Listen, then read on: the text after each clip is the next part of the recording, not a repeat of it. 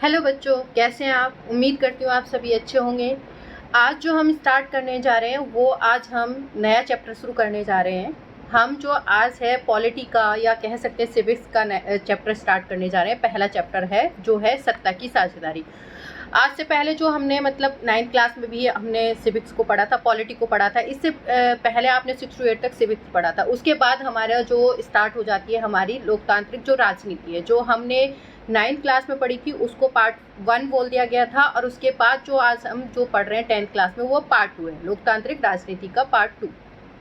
ठीक है, जो हमने 9th में पॉलिटी पढ़ी थी, या हम कह सकते हैं कि जो 9th में जो हमें लोकतांत्रिक राजनीति पढ़ी थी उसमें हमने उसका जर्नल इंट्रोडक्शन वगैरह, हमने किस तरह से जो हमारी गवर्नमेंट है वो वर्क करती है, हमने जो पावर्स पढ़ी थी प्राइम मिनिस्टर या प्रेसिडेंट वगैरह, इन सब के बारे में, और भी जो आपके जो डेमोक्रेसी है, लोकतंत्र है, उसके बारे में पढ़ा था। तो ये सारी चीज़ें हमने 9th क्लास में हम सब कुछ कवर कर चुके थे। ठीक है, अब जो हम स्टार्ट करने जा रहे हैं 10th क्लास में वो एक अलग, मतलब आप कह सकते हो कि इसका पार्ट 2 स्टार्ट है। तो इसमें हम बहुत सारी चीज़ें जैसे सत्ता की साझेदारी पढ़ेंगे, संघवाद पढ़ेंगे, हम जो पॉलिटिकल पार्टीज हैं जैसे राजनीति है, लोकतंत्र के परिणाम है, ये लोकतंत्र की चुनौतियां हैं, क्योंकि डेमोक्रेसी के बारे में हम पहले ही पढ़ चुके हैं, लोकतंत्र के बारे में ऑलरेडी पढ़ चुके हैं। जो लोकतंत्र और विविधता इनके बारे में, मतलब जो बहुत सारे टॉपिक इसमें हम कवर करने वाले हैं। तो जो अभी हमने शुरुआत की है वो पहले चैप्टर से शुरुआत की है, और जो हमारा पहला चैप्टर है वो है सत्ता की साझेदारी। देखो जो टॉपिक है उसी से हमें समझ में आ रहा है कि एक्चुअल में कहना क्या चाह रहा है टॉपिक जो है सत्ता की साझेदारी। इट मीन्स कि हम यहाँ क्या कर रहे हैं, जो हमारी पावर है उसका क्या कर रहे हैं, बंटवारा कर रहे हैं, पावर शेयरिंग हो रही है। पावर शेयरिंग हो रही है मतलब हम क्या कर रहे हैं, अपनी जो शक्ति है, जो सत्ता है उसको बांट रहे हैं। अब आप सोचोगे कि जब हम शक्ति का बंटवारा करेंगे तो वो उससे तो क्या होगा, हमारी पावर कम हो जाएगी। तो ये तो अच्छी बात नहीं है कि सत्ता का बंटवारा होना। लेकिन फिर भी जो सत्ता की साझेदारी है, हम कहें कि सत्ता का बंटवारा क्यों मतलब अच्छा है एक तरह से लोकतंत्र में या डेमोक्रेसी में, जो सत्ता की साझेदारी जरूरी है। कि साझेदारी मतलब सभी की भागीदारी हो उसमें, मतलब कोई एक के हाथ में मतलब पावर ना हो, सभी उसमें अपना पार्टिसिपेशन दें, मतलब सबकी इक्वल हिस्सेदारी हो। तो ऐसा क्यों चाहेंगे, मतलब अब कोई भी, अगर मान लो आप घर में आपके पास पावर है और आपके सब कुछ आप कर रहे हो, तो अगर आपकी पावर बढ़ जाए तो आपको अच्छा नहीं लगेगा, मतलब आपको लगेगा कि मेरी तो पावर जा चुकी। लेकिन अगर हमें उसी तरीके से दूसरे कॉन्टेक्स्ट में देखें कि हमारा जो पावर है, मतलब एक तरह से हमारी रिस्पॉन्सिबिलिटी बढ़ रही है और रिस्पॉन्सिबिलिटी हमारी कम हो रही है, तो एक तरह से देखेंगे वो तो अच्छी बात है कि सब मिलके काम कर रहे हैं। तो वही चीज़ यहाँ है कि जब हम देखते हैं कि सत्ता की साझेदारी करने से या उसका बंटवारा करने से जो हमारा लोकतंत्र है वो अच्छे से वर्क करता है, तो इसका मतलब तो ये सत्ता की साझेदारी है। और क्यों ज़रूरी है, हम ये सारा कुछ इस चैप्टर में देखेंगे। इस चैप्टर में हम देखेंगे कि जो सत्ता की साझेदारी है वो मतलब एक दो कंट्रियों का हम एग्जाम्पल लेंगे, उनके कॉन्टेक्स्ट में पढ़ेंगे, मतलब उनका एक उदाहरण लेंगे जहां पर किसी कंट्री में मतलब सत्ता की साझेदारी की गई थी, सत्ता का बंटवारा किया गया था, और कहीं पर नहीं की गई थी, और वहां पर क्या प्रॉब्लम्स आई थी, मतलब जहां नहीं किया वहां क्या प्रॉब्लम्स थी, उन्होंने उस प्रॉब्लम को कैसे फेस किया, उसके बाद उन्होंने किस तरह से अपनी जो सत्ता है उसको आगे कंटिन्यू किया। मतलब ये दोनों चीज़ें हम दो कंट्रियों के कॉन्टेक्स्ट में पढ़ेंगे, दो कंट्रियों का एग्जाम्पल लेके पढ़ेंगे, उदाहरण लेके पढ़ेंगे। तो हम जो सबसे पहले देखेंगे वो इनका उदाहरण देखेंगे कि एक्चुअल में इन कंट्रियों की जो सिचुएशन थी या कैसी वहाँ पर प्रॉब्लम्स आ रखी थी, क्या प्रॉब्लम थी, वो पढ़ेंगे। तो दो हम कंट्रियों की बात करेंगे, एक पढ़ेंगे हम बेल्जियम और दूसरा है हमारा श्रीलंका। जो हम क्या देखेंगे कि इन दोनों जो कंट्रियों में किस में मतलब पावर का शेयरिंग हुआ था, नहीं हुआ था, और एक्चुअल में प्रॉब्लम क्या थी यहाँ पर, मतलब क्या प्रॉब्लम आ रही थी, ये सारी चीज़ें हम इस वाले चैप्टर में देखने जा रहे हैं। और उसके बाद हम ये देखेंगे कि क्यों सत्ता की ज़रूरी, मतलब उसका बंटवारा ज़रूरी है, और किस तरह से जो सत्ता के जो एक तरह से अंग हैं वो काम करते हैं, वर्क करते हैं। तो वो सारी चीज़ें हम इस चैप्टर में देखेंगे। तो हाँ जी बच्चों, आपको ये देखो मैप दिखाई दे रहा होगा। इस मैप में आप देखोगे कि यहाँ फ्रांस है और यहाँ इधर जर्मनी है और इधर आपका क्या है, इन दोनों के बीच में आपका क्या है, बेल्जियम आ रहा है। यहाँ नीचे यहाँ लक्ज़मबर्ग है और ऊपर आपको क्या दिखेगा, आपका जो भी है नीदरलैंड दिखेगा। तो इनके ये जो आपका जो है बेल्जियम है, यहाँ पर आपको दिखेगा, ये इसके क्या है, जो पड़ोसी कंट्रीज है। जो इस साइड आपको क्या दिखेगा, फ्रांस दिखेगा, और इधर आपको जर्मनी दिखेगा। इनके बीच में आपको बेल्जियम है, ऊपर की तरफ जो आपको नीदरलैंड दिखेगा, और नीचे की तरफ आपको लग्जमबर्ग दिखेगा। एक्चुअल में इसको दिखाने का एक मेरा मेन मोटिव है, वो मैं अभी आपको बताऊंगी। आप प्लीज़ यहाँ पे फोकस करें अभी। उसके बाद हम आ जाते हैं मैप पे। ये तो हमारा हमने बेल्जियम देख लिया, इधर आ जाते हैं हम हमारा जो इंडिया। अब आप इंडिया देख रहे हो, यहाँ पर आपका ये जो यहाँ दिख रहा है ये मैप हमारा क्या है, श्रीलंका है। जो आपको नजर आ रहा होगा ये श्रीलंका है। तो हम इन दो कंट्रियों के बारे में पढ़ रहे हैं। एक तो ये आपका श्रीलंका हो गया और दूसरा हमारा यहाँ पर क्या हो गया, बेल्जियम हो गया। तो इनके बारे में हम पढ़ेंगे। तो यहाँ आपने देख लिया कि जो बेल्जियम के आसपास कौन से कंट्रीज थे, इनको बताने का मेरा मेन उद्देश्य है, वो आगे आपको समझ में आ जाएगा। और इधर आपने क्या देख लिया, ये आपका श्रीलंका हो गया। ठीक है, तो अब हम आगे देखते हैं। हाँ जी बच्चों, तो मैंने अभी आपको मैप पे लोकेशन दिखा दी थी कि कहाँ आपका बेल्जियम है और कहाँ आपका श्रीलंका है। एक्चुअल में लोकेशन दिखाने का आपको आगे मैं अपना मेन जो मुद्दा है, मोटिव है, वो बताऊंगी कि मैंने क्यों वो लोकेशन दिखाई थी। हालांकि आपसे मैप में नहीं पूछा जाएगा, मतलब यहाँ से कोई मैप नहीं आने वाला। जो मैप वर्क है वो अलग है, सीबीएसई ने अपना अलग मैप वर्क दे रखा है। लेकिन इसको समझने के लिए ज़रूरी था कि आपकी जो लोकेशन है बेल्जियम की वर्ल्ड के मैप में वो कहाँ पे है। और इधर हमने वो भी देख लिया था, आपका क्या देख लिया था, श्रीलंका भी देख लिया था। ये थोड़ा सा आपका चैप्टर के बारे में वो है, परिचय है, इंट्रोडक्शन है, जो अभी मैं बता चुकी हूँ कि इस चैप्टर में हम क्या पढ़ने वाले। लेकिन फिर भी एक बार जो एनसीईआरटी ने दिया उसकी रीडिंग ज़रूर कर लेते हैं, ठीक है। क्योंकि अब जब हमने प्रॉमिस किया है कि एनसीईआरटी का लाइन टू लाइन रीड पढ़ेंगे, तो उसका सारा कुछ पढ़ेंगे हम। इस अध्याय के साथ हम लोकतंत्र की उस यात्रा को आगे बढ़ाएंगे जो पिछले साल शुरुआत की थी। हमने बता दिया कि जो हमारी पॉलिटी है या लोकतांत्रिक जो राजनीति है वो पिछले साल 9 से स्टार्ट हो गई थी। अब हम उसी की यात्रा को, कंटिन्यूएशन को आगे बढ़ा रहे हैं। पिछले साल हमने देखा था कि लोकतांत्रिक व्यवस्थाओं में सारी ताकत किस तरह से एक अंग तक सीमित नहीं होती। मतलब कि जो लोकतांत्रिक व्यवस्था में जो भी पावर्स हैं, शक्ति हैं, वो एक अंग तक सीमित नहीं रहती, मतलब सब में बटी हुई होती है। जैसे हमारी विधायिका हो गई, कार्यपालिका हो गई, न्यायपालिका हो गई। अच्छा एक मिनट देखो, ये सब जो विधायिका, कार्यपालिका, न्यायपालिका, ये लास्ट आप 9th क्लास में पढ़ चुके हैं। लेकिन मुझे पता है फिर भी बच्चों में बहुत ज़्यादा कन्फ्यूजन रहता है। तो ये एक मैं एडिशनल इन्फॉर्मेशन आपको ज़रूर दूंगी, जिससे कि आपको मे बी अब मुझे लगता है कि आपको लिए हेल्पफुल होगी।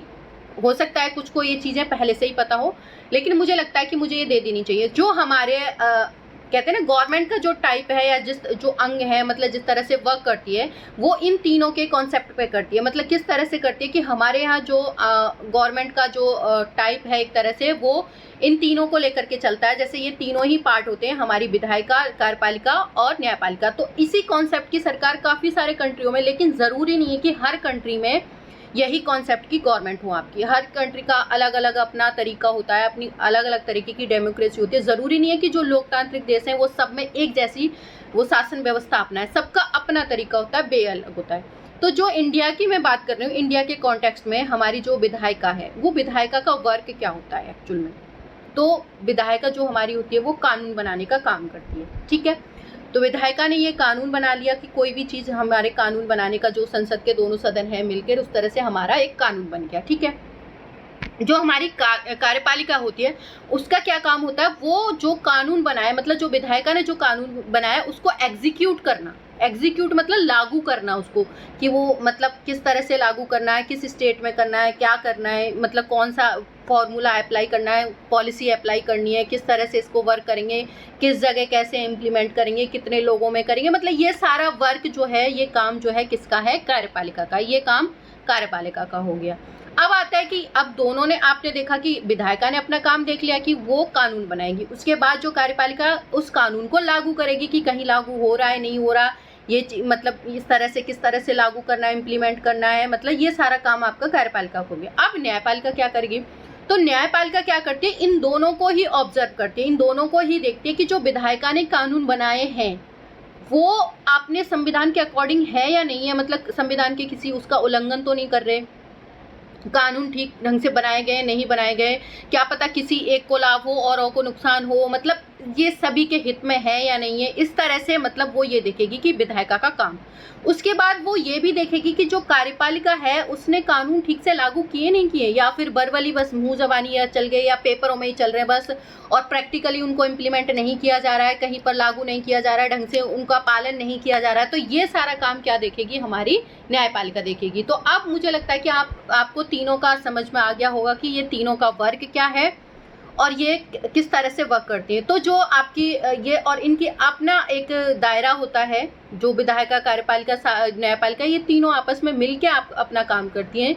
इन पे किसी का, जो आप कह सकते हो, और न्यायपालिका वो तो हमारी क्या है, स्वतंत्र न्यायपालिका, उस पर किसी का मतलब आप कह सकते हो कंट्रोल नहीं है। कंट्रोल इन द सेंस मतलब वो ये दोनों इसको कंट्रोल नहीं करती है, विधायिका और कार्यपालिका, ठीक है। तो ये एक मोटा मोटा जो मुझे समझाना था वो मैंने समझा दिया। हालांकि हो सकता है बहुत सारे बच्चों को पता हो, लेकिन फिर भी मुझे लगा कि ये बात आपको पता होना ज़रूरी है, क्योंकि आगे जब हम संघवाद पढ़ेंगे तो उसमें ये चीज़ें आपको काम आएगी, ठीक है।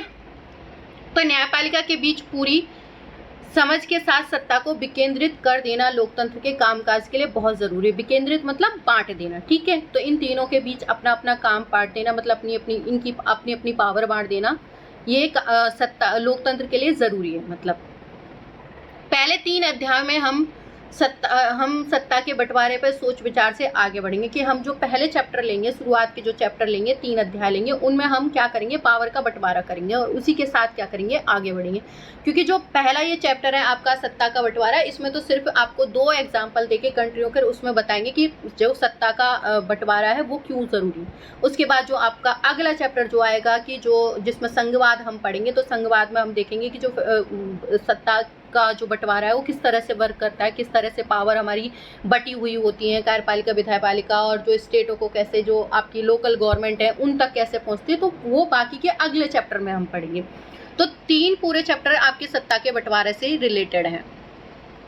आइए हम बेल्जियम और श्रीलंका की 2 कथाओं के साथ, कि इन दोनों की कहानियां लेंगे, इसके साथ शुरुआत करेंगे। ये दोनों घटनाएं बताती हैं कि विभिन्न लोकतांत्रिक शासन पद्धतियां सत्ता के बंटवारे की मांग से किस तरह निपटती हैं। मतलब ये दोनों ही एग्जाम्पल जो हैं, दोनों कंट्रियों के जो एग्जाम्पल हैं, वो आपको बताएंगे कि जो शासन की पद्धति है जिसमें सत्ता का बंटवारा है, उसकी मांग से किस तरह से निपटती है। मतलब जब सत्ता का अगर वहाँ बंटवारा हो जाता है तो क्या वहाँ प्रॉब्लम सॉल्व हो जाती है, और किस तरह से, अगर होती भी है तो किस तरह से होती है। इन घटनाओं से यह समझने में कुछ मदद मिलेगी कि आखिर लोकतंत्र में सत्ता के बंटवारों की जरूरत क्यों है। हम दोनों के जब एग्जाम्पल देखेंगे, दोनों की घटनाएं देखेंगे, तो हमें ये समझ में आएगा लास्ट में कि आखिर में लोकतंत्र में, डेमोक्रेसी में सत्ता का जो बंटवारा है वो क्यों जरूरी है, कि हम सत्ता को बांटते क्यों हैं, पावर शेयरिंग क्यों करते हैं। इससे हम सत्ता के बंटवारे के उन रूपों पर बातचीत कर सकेंगे जिनकी चर्चा हम अगले 2 अध्याय में की गई है, और हम इसी से ये देख सकेंगे कि जो सत्ता का बंटवारा है उन रूपों में हम बात भी करेंगे कि किस तरह से अगले जो अध्यायों में जो दिए गए हैं वो किस तरह से हमने बंटवारा किया हुआ है। आइए स्टार्ट करते हैं बेल्जियम और श्रीलंका। तो देखो, हम जो बेल्जियम और श्रीलंका का एग्जाम्पल देखेंगे, उसमें सबसे पहले क्या देखेंगे कि यहाँ जो समाज की जातीय बुनावट कैसी थी। जातीय में, अब यहाँ जातीय हम किसी रिलीजियस से नहीं ले रहे, धर्म से नहीं ले रहे, यहाँ हम सिर्फ बात करें एक लैंग्वेज के आधार पर। जो हमारा जातीय जो डिस्ट्रीब्यूटर है, वो बंटवारा है, वो इस तरह से भी हो सकता है, धर्म के आधार पर भी हो सकता है, लैंग्वेज के आधार पर भी। जो हमने एग्जाम्पल लिया है, अभी हम जो पढ़ने जा रहे हैं, वो किसके आधार पर पढ़ेंगे, जातीयता, मतलब लैंग्वेज के आधार पर जातीय बंटवारा करेंगे। तो दोनों का देखेंगे। सबसे पहले हम देख लेते हैं बेल्जियम का। बेल्जियम यूरोप का छोटा सा देश है, छोटा सा मतलब एक छोटा सा कंट्री है। क्षेत्रफल में अगर हम इसका एरिया देखें, क्षेत्रफल देखें, तो जिस तरह से आज हमारा हरियाणा है, उतना बड़ा वो पूरा एक कंट्री है। मतलब हमारे देश का एक स्टेट और वो पूरा कंट्री इतना ही बड़ा है बेल्जियम। तो हमारे हरियाणा राज्य के बराबर इसका क्या है, एरिया है, क्षेत्रफल है। इसकी सीमाएं, अब देखो मैंने आपको बताया था कि इसकी सीमाएं आपकी फ्रांस, नीदरलैंड, जर्मनी और लैक्समबर्ग मैंने आपको बताती वहाँ लग रही है। देखो, इसको जानने का एक मोटिव है, इसकी आबादी 1 करोड़ से अधिक है, यानी हरियाणा की आबादी के करीब आधी है। मतलब जितनी हरियाणा की पॉपुलेशन है उसके बराबर, उससे आधी इसकी पॉपुलेशन है। 1 करोड़ से अधिक की होगी, ज़्यादा नहीं होगी, ठीक है। इस छोटे से देश की समाज की जो बुनावट है, जातीय बुनावट है, वो बहुत ही जटिल है। जटिल मतलब कोई चीज़ डिफिकल्ट होता, मतलब बहुत ज़्यादा जटिल है इसकी जातीय बुनावट। अब उसमें ऐसी क्या प्रॉब्लम्स है, मतलब वो जो जातीय बुनावट है, यहाँ हम लैंग्वेज के आधार पर बात कर रहे हैं, ठीक है। देखो यहाँ पर आप देख रहे हो, ये 1 मिनट मैंने जो आपको समझाया था, एक बार फिर से इसको देख लो। हम क्या कह रहे थे कि जो इधर आपका है फ्रांस है, ठीक है, इसका पड़ोसी देश, ठीक है। यहाँ हमने क्या पढ़ा था, ऊपर की तरफ नीदरलैंड आ गया, हमने इधर क्या है, यहाँ देखा जर्मनी आ गया और नीचे लैक्समबर्ग आ गया। अब इसका रीजन क्या है, देखो यहाँ आपके जो फ्रांस से रिलेटेड होगा तो यहाँ इससे अटैच्ड जो लोग होंगे वो फ्रेंच बोलेंगे, ठीक है। यहाँ जो नीदरलैंड से रिलेटेड है, यहाँ पर क्या है, जो डच भाषी लोग होंगे, इधर आपके जर्मन लोग होंगे, मतलब थोड़े से। अब इसका जो रेशियो है वो किस तरह से है वो हम देखते हैं। मैंने आपको मोटा मोटा बता दिया, आप देखोगे कि जो ये आपके पड़ोसी कंट्री है उसका इम्पैक्ट है इस पर, क्योंकि यहाँ फ्रांस है तो यहाँ इसके पास वाले जो है फ्रेंच बोल रहे हैं, यहाँ जर्मनी है तो जर्मन बोल रहे हैं, इधर आपके डच हो गए। आइए, देश की कुल आबादी का, अब इसको बेटा ये जो डाटा है उसको मतलब एक तरह से डाटा की तरह ना लेके आप देखोगे कि ये एक्चुअल में जो इसकी जातीय बुनावट है, मतलब जो भाषा के आधार पर वो कैसे प्रॉब्लम क्रिएट कर रही है, मतलब कैसे है, तो इसको थोड़ा समझने की कोशिश करना। तो देश की जो कुल आबादी है, मतलब जितनी जनसंख्या है, मतलब मान लो 1 करोड़ है, उसका 59% हिस्सा कहाँ है, फ्लेमिश इलाके में रहता है, जो डच बोलता है। ये जो इलाका है, येलो येलो आपको जो इलाका दिख रहा है, ये येलो पूरा, ये कौन सा है, फ्लेमिश इलाका है, ठीक है। और यहाँ जो 59% लोग हैं, जो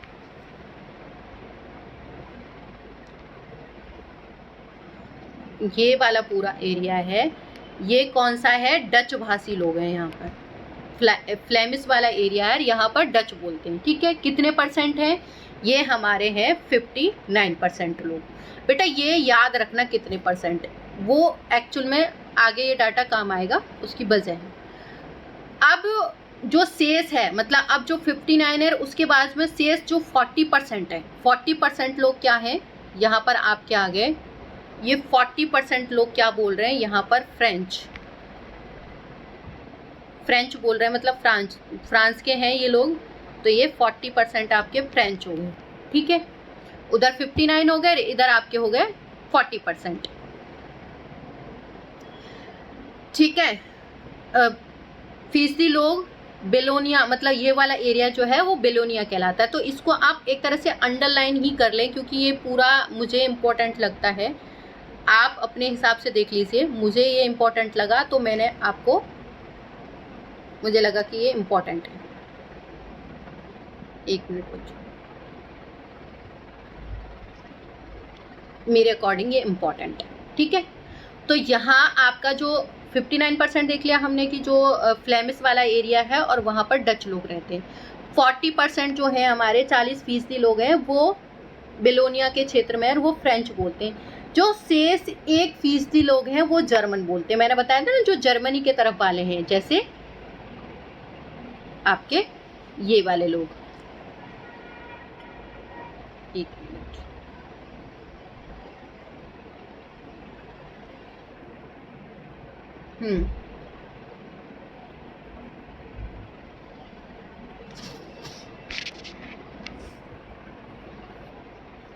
ये वाले लोग आपके क्या है, फ्रेंच भाषी हैं। यहाँ पर क्या है, फ्रेंच बोली जाती है, ठीक है।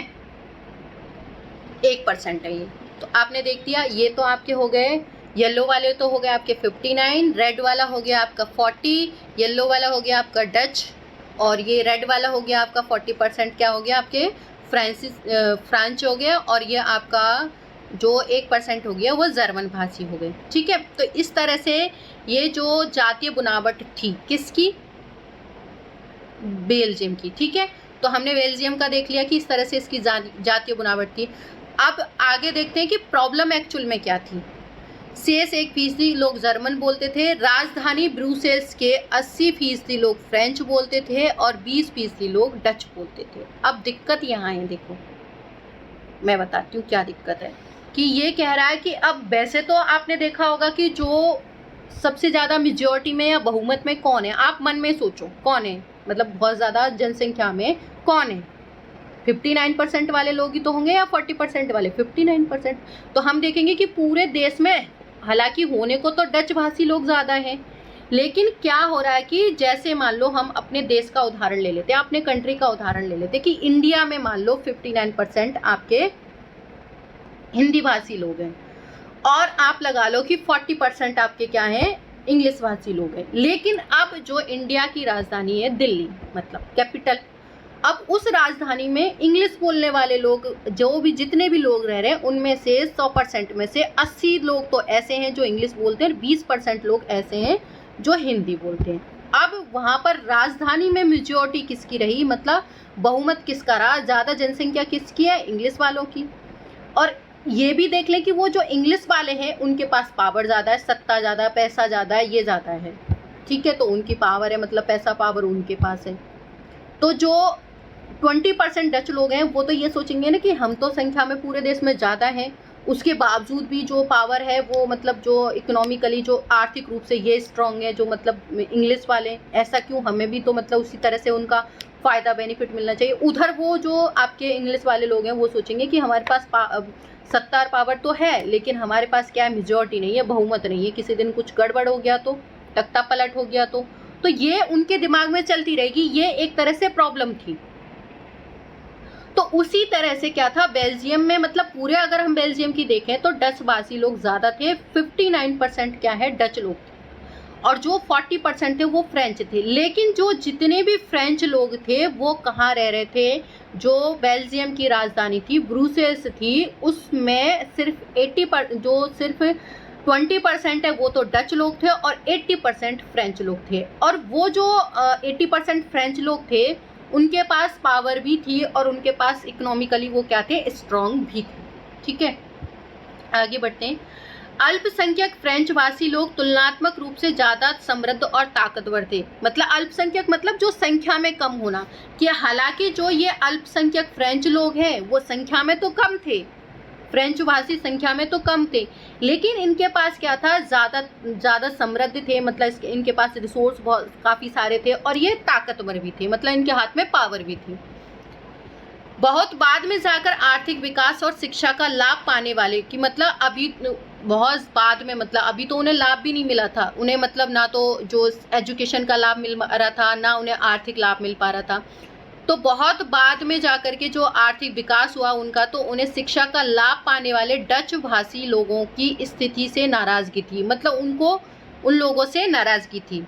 इसके चलते 1950 और 60 के दशक में फ्रेंच और डच बोलने वाले समूह के बीच तनाव बढ़ने लगा। तो अब क्या हुआ कि जो ये वाला सेशन था 1950 से 60 के बीच, इन दोनों में जो दोनों ही फ्रेंच थे और डच थे, इनके बीच मतलब एक तरह से बहुत ज़्यादा तनाव आ गया था। तनाव इन द सेंस मतलब एक तरह से हम कह सकते हैं कि ये एक दूसरे को मतलब ट्रस्ट नहीं कर रहे थे, भरोसा नहीं कर रहे थे, मतलब एक दूसरे से डर था।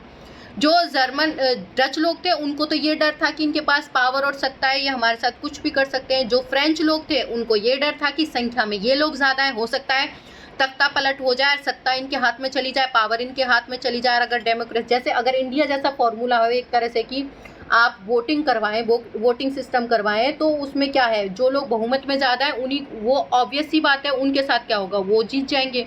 क्यों? क्योंकि वो बहुमत में ज़्यादा। हाँ जी बच्चों, हाँ जी बच्चों, तो उनमें जो तनाव था, उनके बीच तनाव बढ़ने लगा था। इन दोनों समूह के जो टकराव है उसका सबसे जो तीखा रूप है वो कहाँ दिखा था, ब्रुसेल्स में दिखा था। जो ब्रुसेल्स था उसमें क्यों दिखा था, उसका रीज़न ये था कि ब्रुसेल्स जो राजधानी थी, कैपिटल थी वहाँ की, किसकी, बेल्जियम की थी। और वहाँ पर क्या था, आपने देखा होगा कि जो फ्रेंच लोग थे हालांकि वो बहुमत में कम थे, मतलब वो संख्या में कम थे, 40% थे, लेकिन फिर भी जो पावर थी उनके पास थी। उनका रीज़न क्या था, ताकतवर थे, समृद्ध थे, उनके पास इकोनॉमिकली कंडीशन उनकी अच्छी थी, आर्थिक रूप से वो अच्छे थे, स्ट्रांग थे। लेकिन जो डच लोग थे वो नहीं थे। और जबकि हालांकि देखा जाए तो संख्या में कौन थे, डच लोग ज़्यादा थे। यह एक विशेष तरह की समस्या थी, ये स्पेशल समस्या ही तो थी कि वो देखोगे आप एक तरह से संख्या में ज़्यादा तो डच हैं, लेकिन पावर किसके हाथ में? फ्रेंच लोगों के में। क्यों? वो इकोनॉमिकली स्ट्रांग है, उनके पास पावर है, जो कैपिटल है वहाँ पर रहने वालों रेशो जो है उनका ज़्यादा था। डच बोलने वाले लोग संख्या के हिसाब से अपेक्षाकृत ज़्यादा थे, लेकिन धन और समृद्धि के मामले में कमज़ोर और अल्पमत में थे। कि मतलब देखा जाए तो डच लोग हैं वो संख्या में ज़्यादा थे, लेकिन अगर उनका कंपैरिजन हम फ्रेंच भाषी लोगों से करें तो अपेक्षाकृत उनसे मतलब ज़्यादातर जो धन और समृद्धि के मामले में वो क्या थे? कमज़ोर थे और अल्पमत थे। अब जो ये सिचुएशन तो हमने देख ली, किसकी देख ली? उसकी, बेल्जियम की। अब वैसे ही आते हैं हम किस पे आते हैं? श्रीलंका पे आते हैं। तो दूसरी सिचुएशन, अब हमने यहाँ पे देख लिया कि जो बेल्जियम थी वो क्या सिचुएशन थी। अब हम देखेंगे कि जो श्रीलंका में है वो कैसी सिचुएशन है, मतलब जातीय जो बनावट थी उसकी कैसी थी। आइए इस स्थिति की तुलना एक और देश से करें। श्रीलंका एक द्वीपीय देश है। अब श्रीलंका को तो सबने पता होगा, आपको समझ में आ रहा होगा कि मैंने जो आपको मैप दिखाया था वो क्यों दिखाया था। मैप मैंने आपको बेल्जियम का भी दिखाया और इधर आपको श्रीलंका भी दिखाया। तो श्रीलंका से मुझे नहीं लगता कि ज़्यादा लोगों को नहीं पता हो, बहुत अच्छे से पता होगा। वो तो इंडिया का मैप आता है उसमें ही आ जाता है, उसमें तो वर्ल्ड का मैप में ढूंढने की भी ज़रूरत नहीं, वो तो इंडिया के साथ फ्री जैसा आता है, लटकी हुई होती है ना नीचे, कहते हैं ना एक टेल जैसी लटकी हुई होती है, पूंछ जैसी लटकी हुई होती है, जो आपके तमिलनाडु के साइड से होते हुए मतलब दक्षिण की तरफ तमिलनाडु से कुछ किलोमीटर की दूरी पर ही आपको क्या है? श्रीलंका मिल जाएगा। ठीक है। और ये एक आयरलैंड है, द्वीपीय देश है, जो तमिलनाडु के दक्षिणी तट से कुछ किलोमीटर की दूरी पर स्थित है। जो इसकी पॉपुलेशन है, इसकी जो आबादी है वो करीब क्या है? 2 करोड़ के बराबर है, यानी कि हमारी जो हरियाणा है उसके बराबर है इसकी। आपने देखा बेल्जियम में जो पॉपुलेशन थी वो हालांकि एरिया उसका हरियाणा के बराबर था, लेकिन पॉपुलेशन कम थी, वहाँ पर आपको 1 करोड़ ही मिलेगी। यहाँ पर आप देखोगे श्रीलंका की जो पॉपुलेशन है वो 2 करोड़ के बराबर है, मतलब हमारे हरियाणा के बराबर है। दक्षिणी एशिया के अन्य देशों की तरह श्रीलंका की आबादी में भी कई जातीय समूह बने हुए थे। जिस तरह से हमने देखे थे कि जिस तरह से बेल्जियम में भी मतलब जो कई जातीय समूह बने हुए थे, भाषा के आधार की बात कर रहे हैं। यहाँ हम कोई रिलीजियस धर्म की बात नहीं कर रहे, धर्म के आधार पर बंटवारे की उस पर नहीं देख रहे, हम एक लैंग्वेज के आधार के बंटवारे पे देख रहे हैं। तो यहाँ भी कई समूह बने हुए थे। जैसे आपने देखा बेल्जियम में मतलब फ्रेंच थे, डच लोग थे, और जो 1% थे वो आपके जर्मन लोग थे।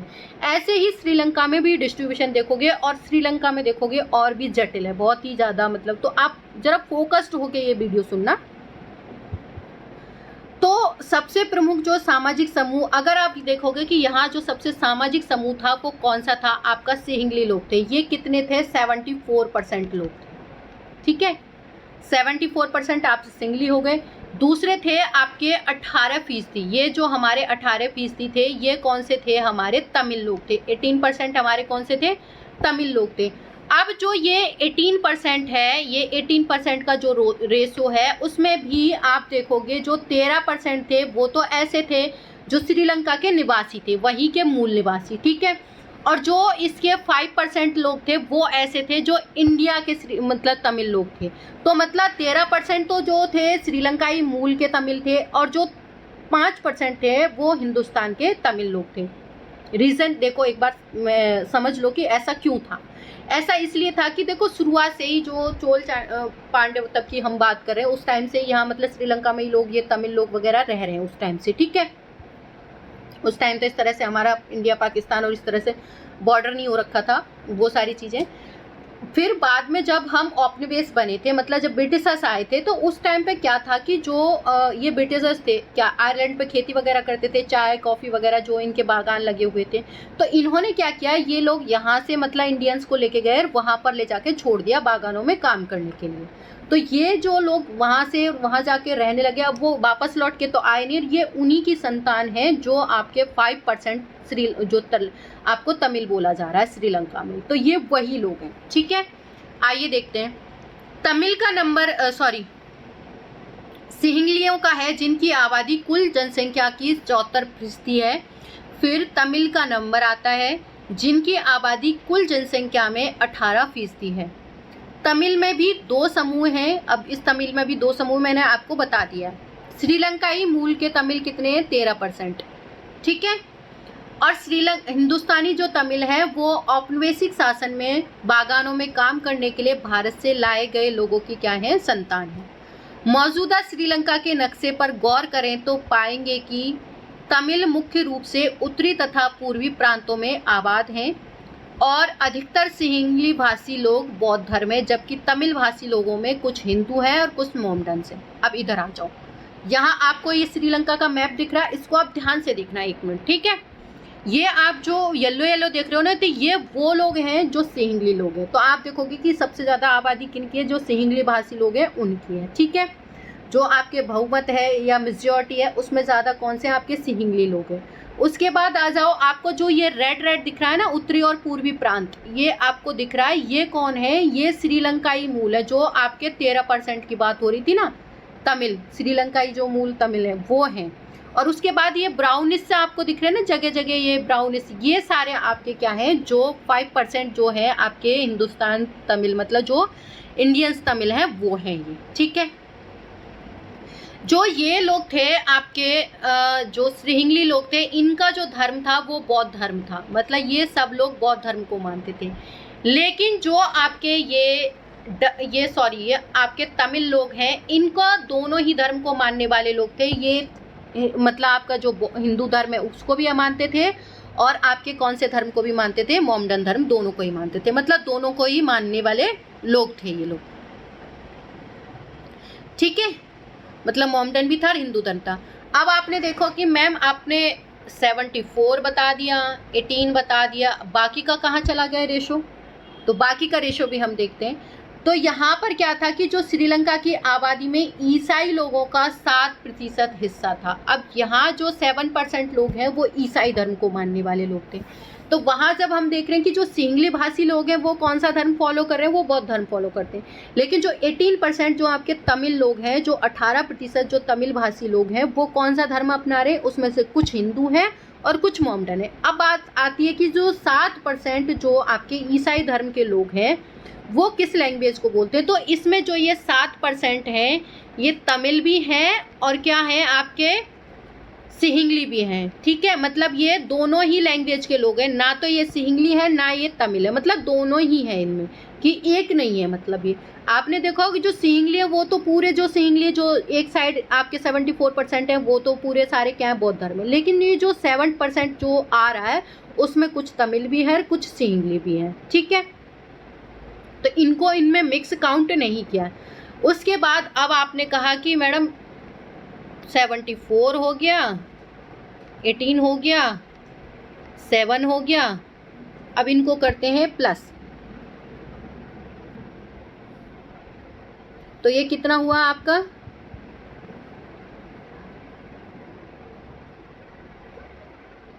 ये तो आपका हो गया, इसके बाद हो गया 1 मिनट 99 हो गया, यही होगा। मैथ मेरी ज़रा वीक है तो देख लेना, वैसे मेरे अकॉर्डिंग तो 99 हुआ। अब कहेंगे 1% कहाँ गया, ये तो 99 का रोसो है, 1% और, तो ये 1% ढूंढते ही रह जाते हैं हम। तो चलो उसे भी ढूंढ लेते हैं, कहाँ है, कहीं ना कहीं तो मिलेंगे।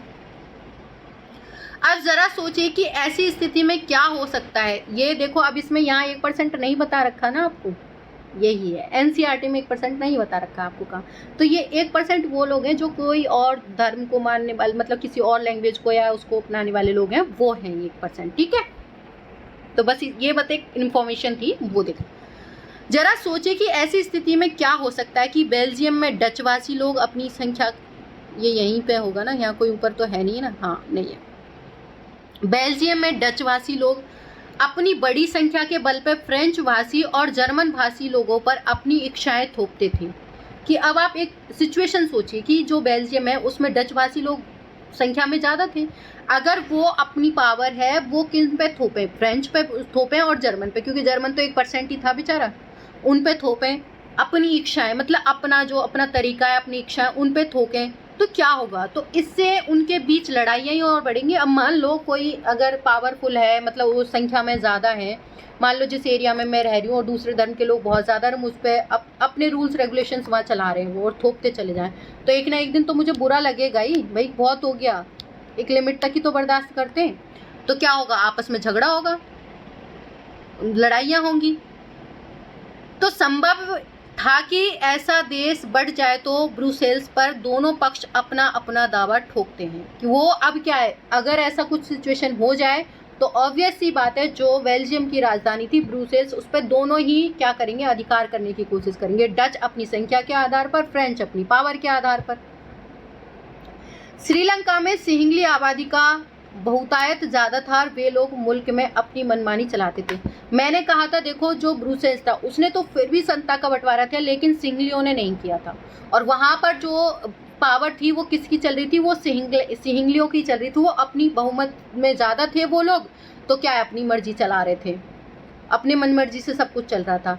तो अब देखते हैं कि इन दोनों देशों में क्या क्या मतलब हुआ था, कैसी कैसी कंडीशन बन गई थी, कैसी कैसी प्रॉब्लम्स आ गई थी, कि जो बेल्जियम के हालात कैसे थे, श्रीलंका के हालात कैसे थे। ऐसा हम अगले नेक्स्ट टॉपिक में पढ़ेंगे, क्योंकि अगर हम ये अभी पढ़ेंगे, कंप्लीट करेंगे तो ये लेंथी हो जाएगा टॉपिक और आपके सर से ऊपर भी जाएगा।